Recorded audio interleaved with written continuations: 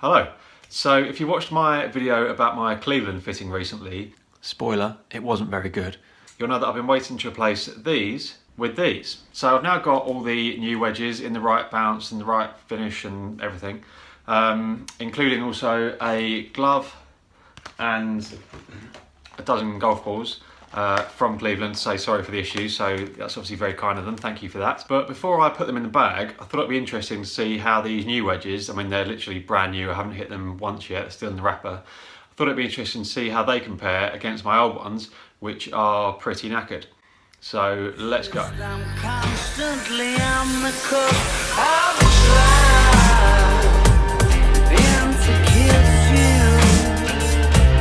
I don't know if you feel the same as I do. So about a month ago, Titleist released a video which was comparing brand new wedges. Every time I do that, I seem to miss my finger. It's not great. They're comparing brand new wedges against wedges that have been used for 75 rounds and wedges that have been used for 125 rounds. We're here at the Manchester Lane test facility to measure 3 different levels of groove wear on SM6 wedges. Now, 125 rounds might sound like quite a lot, and obviously if you only play once a week, then that's going to take you at least 2.5 years or more if you don't play kind of throughout the winter. It's going to take you quite a long time to get through those rounds, but if you play and practice quite a lot, like I do, then really you're going to get through 125 rounds quite quickly. And also, when you think about it, in a sort of average round of golf, you might only hit each one of those wedges a couple of times. Certainly sort of fullish shots, you would think that chip shots aren't really going to wear out the grooves that much. So let's say 125 rounds, couple of shots, Titleist saying that after being hit, 250 times, their wedge is worn out and needs to be replaced. That doesn't sound great. Now obviously my wedges aren't Titleist, but I guess the kind of same principles apply to all wedges, gradually they get worn out. But these have been used for well over 125 rounds. So I've had them 3.5 years, I think, and I play a lot more than once a week and I've practiced with them a ton. So they're pretty much as worn out as wedges would get, I would think. I should probably stop holding it in front of my mouth. Like some sort of wedge ventriloquist. So what was I saying? Yeah, these are probably pretty knackered. So I thought it'd be interesting to see how the spin numbers particularly and the launch, because apparently when wedges are worn out, obviously as you expect the spin drops, but you actually get a higher launch. So yeah, let's go and jump on the GC2. I'm going to hit some shots with my old worn out wedge and a brand new one, and we'll see how the numbers compare.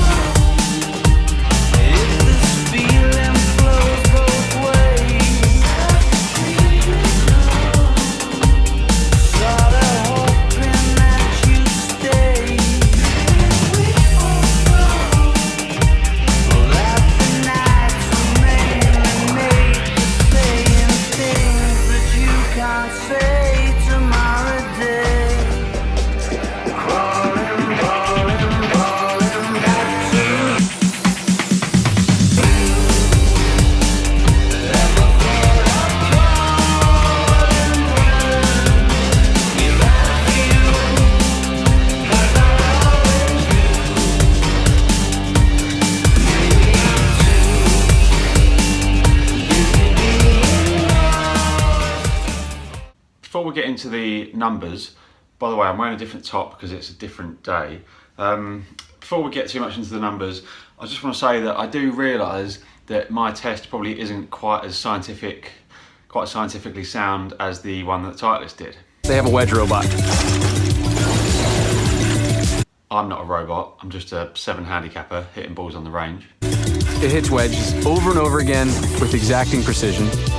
And like any human, I don't hit wedges with exacting precision. It allows us to land the ball and measure rollout to precise distances so we can figure out exactly at what point golfers need to think about hitting new wedges because their grooves are worn out. But obviously when you buy new wedges, it won't be so that you can give them to your pet robot to hit with exacting precision. It'll be so that you can use them out on the golf course.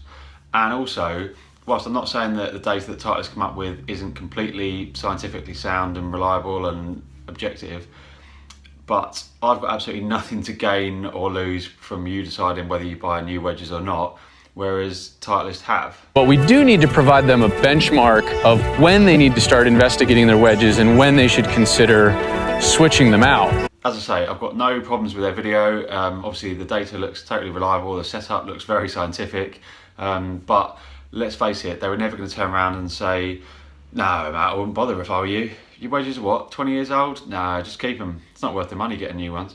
That just wasn't going to happen. This is the 125 rounds of play wedge.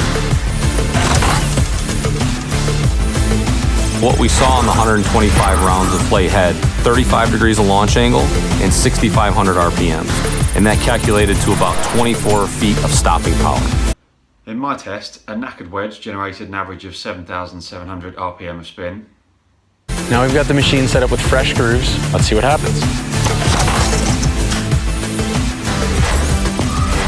33 degrees of launch, 8,500 RPM. In my test, the brand new wedge generated an average of 10,500 RPM of spin. The new wedge also launched 2 degrees lower than the old one, which kind of backed up what I was saying before, that apparently when wedges get tired, they spin less, but they actually launch higher. A little bit less launch angle, but a lot more spin. So if you look at the numbers, even with the brand new wedge, you'll see that strike is really quite important. So the highest spinning shot with my new wedge, spinning at 11,500, whereas the lowest was below 9.5. Now obviously the wedges haven't got many more knackered during between those two shots. It's purely based on strike. So clearly strike is pretty much the most important thing.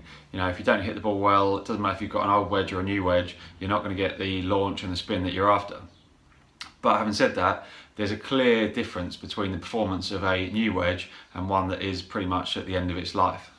Even the lowest spinning shot with the new wedge was at 9,349, and the highest spinning shot with my old wedge was only just above that, so 9,667. So on average, my new wedge was spinning nearly half as much again as the old one. I did wonder how much difference that would actually make out on the golf course, but I've had the wedges in the bag for a couple of days now. I've practiced quite a bit and I've played one round of golf, and the difference on the course was actually even bigger than those numbers would suggest. I mean, it's just night and day. So with the new wedges, I feel like you can be so much more aggressive, hit them into the green, on the second bounce they're just going to grab and stop. With full shots, but also with sort of half shots, pitch shots, even kind of chips, you can hit them so much harder. You haven't got to allow for a load of run out, which is what I was having with the old wedges. We went all the way down from 24 feet of rollout to 10 feet of rollout. There is a massive difference. If your wedges are knackered, you are going to gain quite a lot by buying new ones. Now, I don't want you to think that, you know, this is me being sponsored by Cleveland or trying to get you to go out and buy new wedges. Show me the money! You know, if you've watched my Cleveland fitting rant video, you'll know that I'm certainly not being sponsored by them. And if you watch my Ping G versus Big Bertha Epic test, you'll know that I don't tend to kind of bullshit you and say, oh, this new club is so much better than the last one, when I just don't think it is. My honest opinion and my findings, new wedges compared to ones that are 3 years old, you are going to see a massive difference in spin, and you will actually notice that difference out on the golf course. So if you find that you've got quite old wedges and you're actually finding it harder to stop them and they're kind of landing and then rolling out quite a lot, which makes the game harder, then maybe it is time to go and get some new ones. The only bad news for me now that I've done this test is that I'm going to have to replace my wedges a lot more often than I did last time.